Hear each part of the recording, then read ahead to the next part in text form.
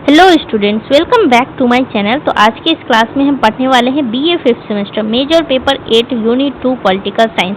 जैसा कि आप सभी को पता होगा ही कि यूनिट 2 में हम ऑलरेडी क्वेश्चन आंसर कर चुके हैं, जो कि था शॉर्ट क्वेश्चन। तो यूनिट 2 में जितना भी शॉर्ट क्वेश्चन था वो पूरा हो चुका है। अब हम करने वाले हैं लॉन्ग क्वेश्चन। तो आज की इस वीडियो में जितना भी लॉन्ग क्वेश्चन यूनिट 2 से पूछा गया है वो पूरा हम आपको करवाने वाले हैं। आप सभी को क्लास में अंत तक बने रहना है, क्योंकि काफ़ी इम्पोर्टेंट क्लास चल रहा है फिलहाल। तो आप सभी का एग्जाम है, इसीलिए जल्दी जल्दी सारा सिलेबस हम कंप्लीट करने वाले हैं। तो आप सभी को रेगुलर क्लास अटेंड करना है। क्लास शुरू करने से पहले हम आपको बता देते हैं कि यूनिट 2 में आपको पढ़ना था इलेक्टोरल सिस्टम के बारे में। तो इसी से रिलेटेड सारा क्वेश्चन आंसर आपसे पूछा गया है। काफ़ी इंपॉर्टेंट क्वेश्चन है, क्वेश्चन इसमें से आ भी सकता है, इसीलिए आप सभी को नोट डाउन करते चलना है और ध्यान दे करके पढ़ना है। लाइन बाय लाइन हम इसका मतलब भी समझेंगे। कोई भी दिक्कत हो कमेंट में बता देना है। चलिए हम क्लास को शुरू करते हैं। सबसे पहला क्वेश्चन पूछा गया है, हिंदी इंग्लिश दोनों में क्वेश्चन रहने वाला है, ताकि हिंदी मीडियम और इंग्लिश मीडियम दोनों में से कोई भी स्टूडेंट्स को दिक्कत ना हो। बाकी इंग्लिश वाले मीडियम के जो स्टूडेंट्स हैं, अगर वो कमेंट में बताएंगे तो हम क्वेश्चन उनको इंग्लिश में भी करवा देंगे, इंग्लिश में भी आंसर प्रोवाइड करवा देंगे। तो क्वेश्चन पूछा गया है, briefly describe the various method of representation.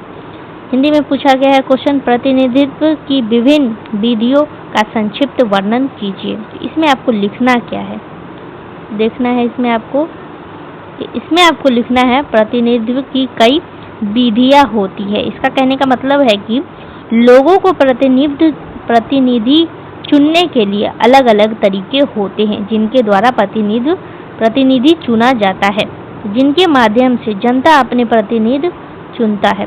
इसका कहने का मतलब है कि इन्हीं तरीकों की वजह से लोग अपने नेता या प्रतिनिधि को चुनते हैं। मुख्य रूप से 3 प्रमुख विधियां मानी जाती है। इसका कहने का मतलब है कि मुख्य रूप से 3 सबसे महत्वपूर्ण तरीके होते हैं। कौन सा तरीका? पहला तरीका है टेरिटोरियल रिप्रेजेंटेशन, दूसरा तरीका है फंक्शनल रिप्रेजेंटेशन और तीसरा तरीका है प्रोपोर्शनल रिप्रेजेंटेशन। हिंदी इंग्लिश दोनों में यहाँ पे लिख दिया गया है। तो पहला तरीका है प्रादेशिक प्रतिनिधित्व, दूसरा है कार्यात्मक और तीसरा है अनुपातिक प्रतिनिधित्व। तो ये तीनों तरीका आपको याद रखना है। तो पहला तरीका जो दिया गया है यहाँ पे टेरिटोरियल प्रादेशिक प्रतिनिधित्व, तो इसका कहने का मतलब है कि इलाके के आधार पे प्रतिनिधित्व चुना जाता है। और कार्यात्मक का क्या मतलब है? तो कार्यात्मक प्रतिनिधित्व का मतलब है कि लोगों के काम या पेशे के आधार पर प्रतिनिधित्व चुना जाता है। अनुपातिक प्रतिनिधित्व का क्या मतलब होता है? इसका मतलब होता है कि वोट के अनुपात के आधार पर प्रतिनिधि चुनना। अब आगे लिखा गया है, प्रादेशिक प्रतिनिधित्व में देश को क्षेत्र में बांटकर हर क्षेत्र से प्रतिनिधि चुना जाता है। इसका कहने का मतलब है कि इस तरीके में देश को अलग अलग हिस्सों में बांटा जाता है और हर इलाके से एक प्रतिनिधि चुना जाता है। आगे लिखा गया है, कार्यात्मक प्रतिनिधित्व में लोगों को उनके पेशे या कार्य के आधार पर प्रतिनिधित्व दिया जाता है, जैसे किसान, शिक्षक आदि। इसका कहने का मतलब है कि इस तरीके में क्या होता है कि लोगों को उनके काम के आधार पर प्रतिनिधित्व दिया जाता है, जैसे कि किसान, मजदूर, शिक्षक, व्यापारी आदि, ये अलग अलग प्रतिनिधि होते हैं। आगे लिखा गया है, वही अनुपातिक प्रतिनिधित्व में राजनीतिक दलों को उनके प्राप्त वोट के अनुपात में सीटें मिलती है। इसका कहने का मतलब है कि अगर हम बात करें अनुपातिक की, तो इस तरीका में क्या होता है कि पार्टियों को महत्व दिया जाता है। जितने प्रतिशत वोट मिलते हैं उसी हिसाब से सीट दी जाती है। आगे लिखा गया है, इन सभी विधियों का उद्देश्य यह है कि समाज में विभिन्न वर्गों को सही प्रतिनिधित्व मिल सके। तो ये जितना भी तरीका आपको यहाँ पे बताएगा, ये जो तीनों तरीका आपको यहाँ पे बताया गया है, ये जो तीनों तरीका है इसका एक ही उद्देश्य होता है। तो वो क्या है इसका उद्देश्य? ताकि इसका उद्देश्य होता है कि हर तरह के लोगों को सही प्रतिनिधित्व मिल सके, इसीलिए ऐसा तरीका अपनाया जाता है। तो क्वेश्चन नंबर फर्स्ट का आंसर बस इतना ही लिखना था। आप सभी को आई होप कि समझ में आ गया होगा। अभी क्वेश्चन नंबर 2 पूछा गया है आपसे, discuss the merit and demerit of the proportional representation system. अनुपातिक प्रतिनिधित्व प्रणाली के गुण और दोष की विवेचना कीजिए। यानी मेरिट और डीमेरिट दोनों आपको इसमें बताना है। तो इसमें आपको लिखना है कि अनुपातिक प्रतिनिधित्व प्रणाली में पार्टियों को उनके वोट प्रतिशत के अनुसार सीटें मिलती है। इसका कहने का मतलब है कि जिस पार्टी को जितने प्रतिशत वोट मिलता है उसे उतना ही सीट दी जाती है। आगे लिखा गया है, इसका सबसे बड़ा गुण यह है कि हर वोट का महत्व होता है। इसका कहने का मतलब है कि इस प्रणाली में क्या होता है कि हर एक वोट की कीमत होती है, कोई भी वोट बेकार नहीं जाता है।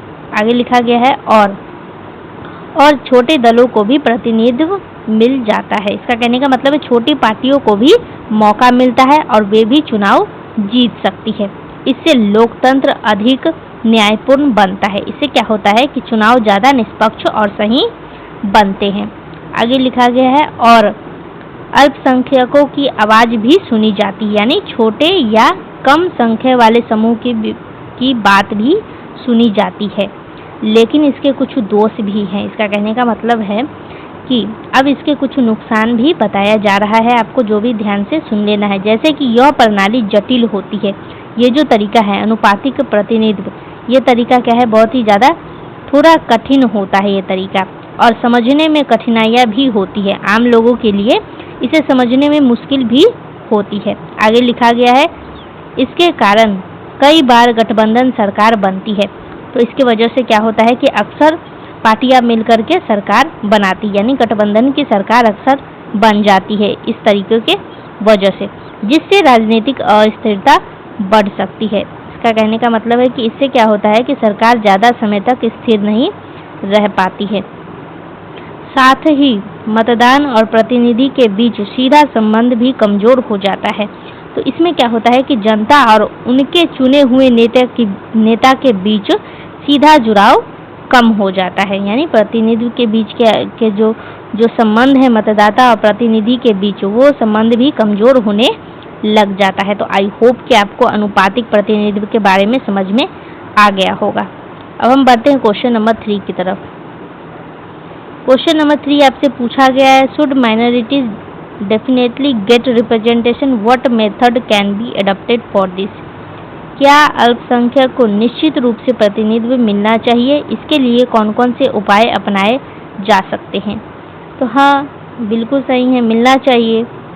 तो अब आपको इसमें लिखना क्या है वो भी देखना है। यहाँ पे आपको इसमें लिखना है, सबसे पहले लिखना है हाँ, अल्पसंख्यकों को प्रतिनिधित्व मिलना बहुत ही आवश्यक है, क्योंकि यह लोकतंत्र की समानता और न्याय की भावना को मजबूत करता है। इसका कहने का मतलब है कि समाज के छोटे या कम संख्या वाले समूह को भी प्रतिनिधित्व मिलना चाहिए।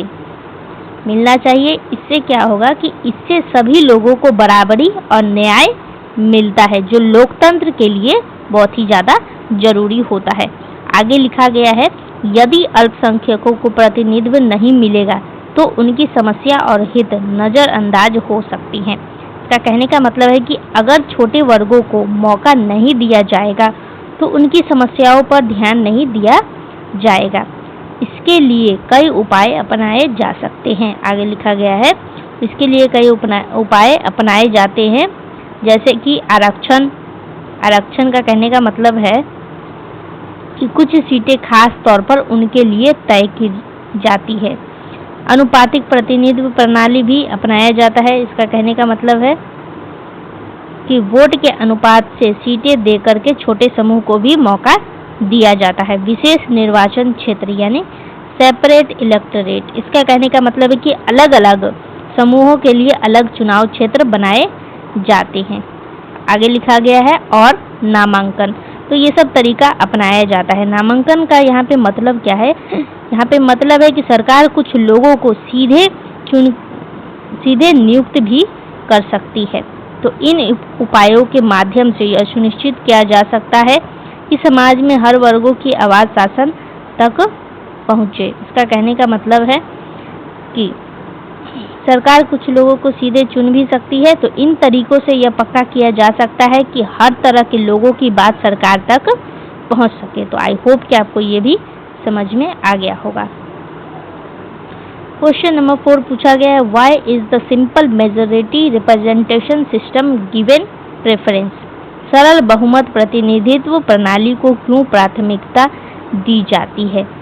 इसमें आपको लिखना है कि सरल बहुमत प्रणाली को इसीलिए प्राथमिकता दी जाती है क्योंकि यह बहुत आसान और समझने में सरल होती है। इसका कहने का मतलब है कि इस प्रणाली को ज़्यादा महत्व दिया जाता है क्योंकि इसे समझना और इस्तेमाल करना बहुत ही आसान होता है।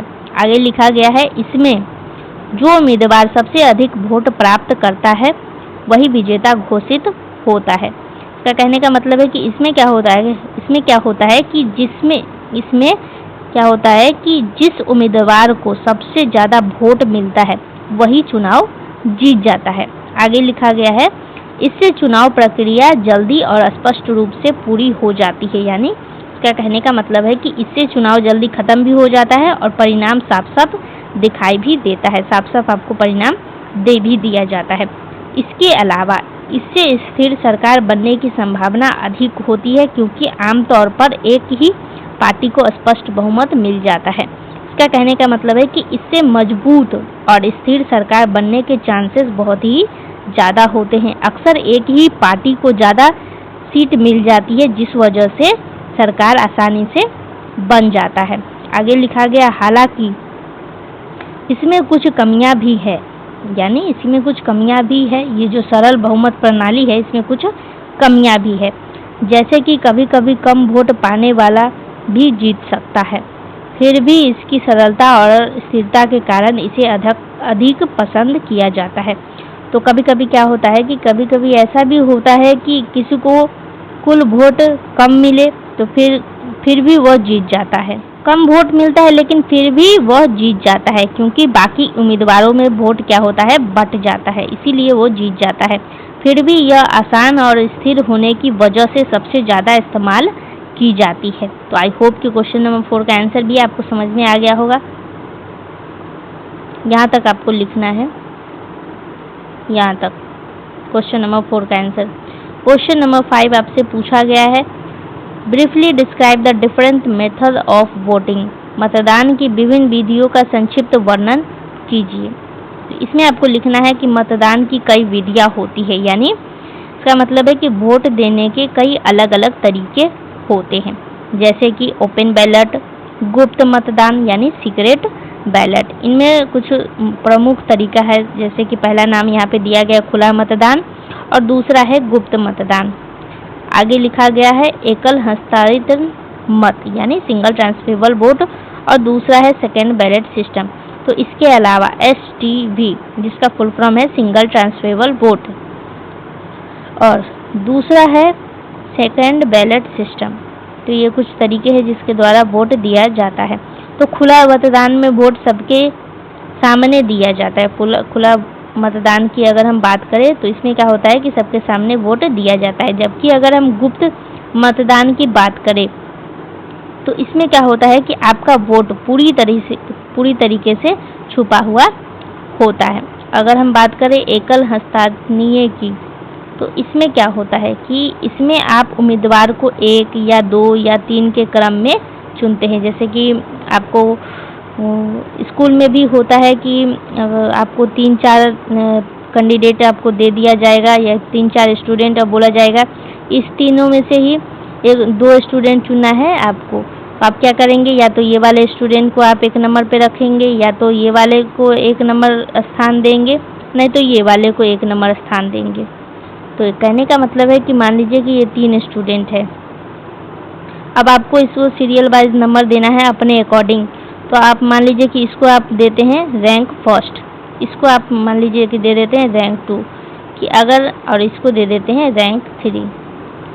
तो इसका क्या मतलब है, इसका कहने का मतलब है कि आप क्या करते हैं कि सबसे पहला स्थान इसको देते हैं कि हम सबसे पहले इस प्रतिनिधि को चुनते हैं। अगर ये नहीं जीतता है तो हम दूसरे वाले अगर जीतेगा तो हम इसको देते हैं दूसरा प्रेफरेंस, यानी आप रेटिंग देते हैं। जैसे कि आप फ्लिपकार्ट पे कपड़ा मिलता है तो वहाँ पे भी आप रेटिंग देते हैं ना, तो इसी तरीके से क्या होता है कि प्रतिनिधि को भी आप रेटिंग देते हैं। इसमें 1, 2, 3 के क्रम में चुनते हैं और ज़रूरत पड़ने पर वोट ट्रांसफ़र भी होता है। अगर आपका पहला पसंदीदा उम्मीदवार नहीं जीतता है तो आपका वोट अगले पसंदीदा को चला जाता है। यानी अगर जिसको आप फर्स्ट नंबर रैंक दिए हैं ये अगर नहीं जीता है तो इसका वोट चला जाएगा किसके पास, दूसरा आपके पसंदीदा के पास। अगर ये भी नहीं जीता है तो तीसरा के पास चला जाए। आगे लिखा गया है द्वितीय मतदान प्रणाली में यदि पहले चरण में कोई बहुमत नहीं पाता है तो दूसरा चुनाव कराया जाता है। इसका कहने का मतलब है कि अगर पहले चुनाव में किसी को 50% से ज़्यादा वोट नहीं मिलते हैं